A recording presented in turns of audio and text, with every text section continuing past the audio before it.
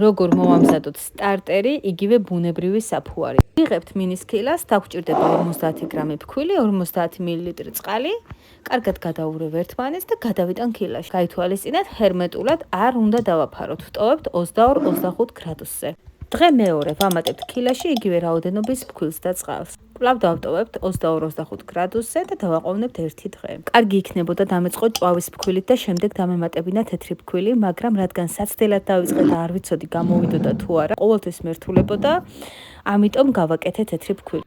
მესამე დღიდან წესები იცვლება, უნდა გადავღვაროთ ნაწილი სტარტერის და დავიტოვოთ მხოლოდ 50 გრამი, დავამატოთ 50 გრამი ფქვილი და 50 მილილიტრი წყალი. ეს არის 1-1-1-ის გამოკვების პრინციპი. იგივეს ვიმეორებთ მე-4, მე-5, მე-6 და მე-7 დღესაც და ზოგადად ასე ხდება გამოკვება. მერვე დღეს უკვე მზადაა, მაგრამ მე კიდევ დავაყოვნე 1 დღე. დარჩენილ დეტალებს მივუთითებ აღწერაში.